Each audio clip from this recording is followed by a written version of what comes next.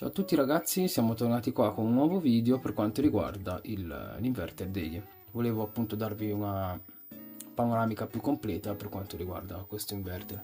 In questo momento appunto, come potete vedere, ho una produzione. Qui abbiamo una rapida occhiata dello schermo dell'inverter, data, ora, impostazioni, la casa quanto mi sta consumando in questo momento, quanto stiamo prelevando dalla rete, le batterie e di conseguenza i pannelli. Ok, come possiamo vedere ho una produzione attuale di 610 watt, lo 0,02 è l'autoconsumo dell'inverter. Se non voglio che abbia autoconsumo tiriamo giù il contatore, ma questo l'ho già detto nei video precedenti. Il DEI è perché ha 0.020, perché gli serve per compensare sui forti carichi, lui praticamente fa una compensazione con la rete. Questo però è un discorso a parte e lo tratteremo in un altro video. Come potete vedere appunto, se noi clicchiamo sul pannellino ci dà una rapida occhiata di quello che abbiamo prodotto, la stringa, ok, PV1, PV2 il voltaggio, PV1, PV2 l'amperaggio, la corrente e i watt che noi stiamo andando a produrre. Ok, se noi poi clicchiamo su Energy ci dà uno schema, un bel grafico.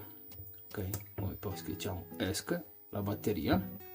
Qui abbiamo lo stato di carica, il voltaggio, quanto sta andando in batteria, in questo caso abbiamo 5A31 e la corrente che gli va dentro, temperatura delle batterie. Noi andiamo a cliccare l'IBMS e qua abbiamo un'altra rapida occhiata alla batteria, voltaggio, ampere, batteria della temperatura come prima, il SOC, allarme in questo caso non ne abbiamo. Praticamente questo è battery charge voltage quando deve staccare batteria, charge current, il limite di carica e il limite di scarica. In questo caso io ho 300 e 600 perché ho 3 pacchi. Ricordiamo che il BMS C+ ha un limite di 100 A in carica e 200 in scarica, che ovviamente per 3 fa 300 e 600. Usciamo, andiamo nella rete. E nella rete qui abbiamo appunto quanto abbiamo preso, prelevato e via discorrendo. Adesso andiamo via veloci qua perché tanto qui il consumo della casa, clicchiamo su energia e abbiamo lo stesso grafico. Ok, andiamo, mi scuso per montagne russe, andiamo in impostazioni, qui in battery setting. Quando è che selezioniamo lithium? Selezioniamo lithium in questo caso quando abbiamo un BMS e vogliamo stabilire la comunicazione appunto con esso. Qui rimettiamo dentro i parametri della batteria, in questo caso la capacità di scarica 900 A, max ampere in carica e in scarica, in questo caso 130 perché l'inverter, ricordiamo, è un 6 kW, quindi lui massimo può prendere questo. Scorriamo giù con le frecce e abbiamo gen charge, grid charge. Ok, qua l'avevo attivato ma tanto non ce l'ho il generatore, quindi, ovvero ce l'avevo. Ho fatto dei test e per adesso l'ho tolto, poi vi farò vedere anche lì. Grid charge cosa significa? Che quando lei arriva giù il 15% dà una carica da 12 A, in questo caso suddivisa per 3 banchi, sono 4 A per una. Dà questa carica appunto per non farla tra virgolette morire. Ok, andiamo in giù e qui abbiamo il protocollo, praticamente questo qua serve il protocollo di comunicazione. Se lavoriamo in CAN come nel mio caso mettiamo 0, se lavoriamo in RS dobbiamo mettere il parametro 12, comunque sia poi sotto magari o qui nel video vi metterò la tabella di tutti i protocolli accettati dal DEI. Shutdown praticamente quando si deve spegnere, 15%, 20% l'allarme che praticamente ci viene fuori dall'inverter che la batteria scarica e il restart che praticamente riprende a ricaricare il 23%. A riscaricare la batteria, scusate, al 23. Questo parametro, questi tre, vengono bypassati, ricordiamoci, da questo sistema che adesso andiamo a vedere. Più precisamente da questo. Se noi spuntiamo il time of use, la precedente schermata viene meno. Nel senso, io adesso ho impostato 90, come potete vedere grid charge. Praticamente cosa succede? Il grid charge in questo caso, se lei scende sotto 89 mi parte a caricare, ovviamente viene a meno la schermata di prima, come dicevo, perché questa dà la priorità alla schermata precedente. Ricordiamoci di spuntarla, in questo caso poi, io adesso ce l'ho così, ma sarà spuntato come adesso, e qua sarà modificato, sarà 20%, in modo che tu con questa spunta l'inverter gli dici scarica la batteria fino al 20, ok? Da 100 che è fino al 20 e via così, perché se questo non lo spuntiamo, lui cosa farà? Di default è settato a 80, quindi lui fino a 80 scarica la batteria fino all'80%, dopodiché parte a prosciugare dalla rete. Ok, detto questo, questa rapida occhiata, allora ritorniamo in batteria. Se facciamo use batterie voltage, userà il voltaggio delle batterie e vedremo in questo caso qui non vedremo più la percentuale, ma vedremo il voltaggio della batteria e lavoreremo sulle tensioni. Invece se facciamo use battery voltage, lui ricava la percentuale dal voltaggio, ok? E no battery, praticamente insomma abbiamo la batteria ovviamente.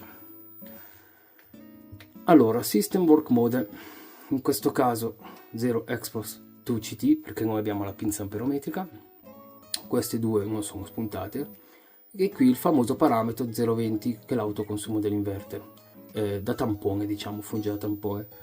Questo energy pattern di default in teoria è settato su battery first, noi lo andiamo a spuntare su load first, perché praticamente lui cosa farà? Lui darà la priorità prima alla casa e poi caricherà la batteria. Così, se noi andiamo invece a usare questo, cosa farà lui?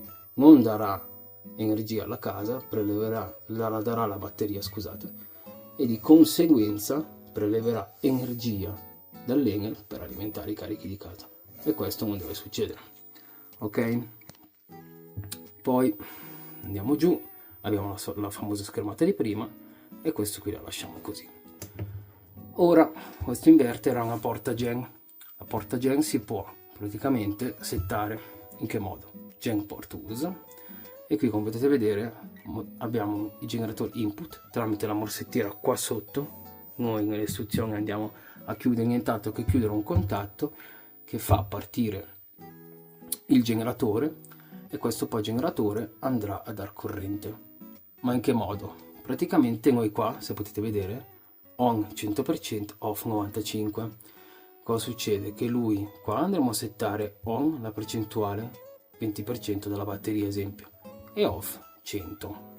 Ciò sta a significare che se la batteria scende al 20%, il generatore partirà e finché lui non è al 100 non si spegnerà, o finché non avrà dato questi watt. Noi possiamo anche settare un limite di watt che lui immette, ok? Arrivati a questo lui si stacca. Poi abbiamo lo smart load output, che praticamente se abbiamo un altro inverter grid tie, come cavolo si dice, lo colleghiamo qui, ok?